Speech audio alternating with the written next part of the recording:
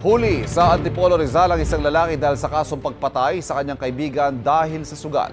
Aminado naman ang akusado at sinabing lasing siya nang gawin ang krimen. May unang balita si EJ Gomez. Mga Antipolo Police kami ha. Mga Antipolo Police kami. Patricio Lades Lazoriano. Apo.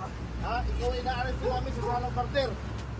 Sa bisa ng arrest warrant, arestado ang 33 anyos na lalaki sa barangay San Jose, Antipolo City, Lunes ng gabi dahil sa kasong murder. Medyo agresibo yung ating suspect nung siya ay naresto at napag-alaman natin na siya ay under the influence of illegal drugs, which is inamin naman niya after the arrest.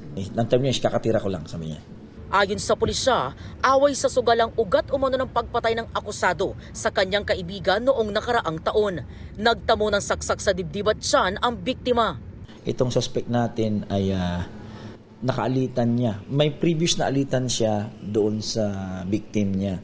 Tapos nung nagkasalubong sila, ay inundayan niya ng saksak na sa dibdib mismo, sa puso mismo.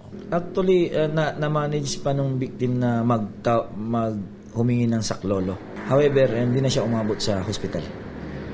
Because of heart kasi yung napuruhan sa kanya. Aminadong akusado sa krimen.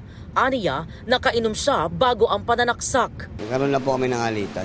Sa pera po, parang nangyari po kasi hindi sila nagtatayaan na ayaw nila matalo. Nangyari yan, ako na lang yung pinagkakaisaan.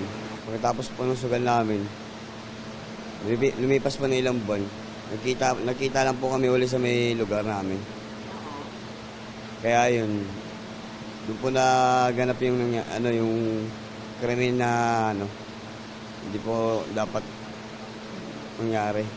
Inamin din niyang nagtago siya sa Pampanga matapos ang pagpatay, gayon din ang pagpapalit at paggamit ng ibang pangalan. Ako po yung hihingi ng kapatawaran. Ngayon naman po, hihingi naman po ako pagbayaran kung yun pong nagawa ko. Nagsisisi rin po talaga ako. Ito ang unang balita. EJ Gomez para sa GMA Integrated News. Kapuso, huwag magpapahuli sa latest news and updates. Mag-iuna ka sa balita at mag-subscribe sa YouTube channel ng GMA Integrated News.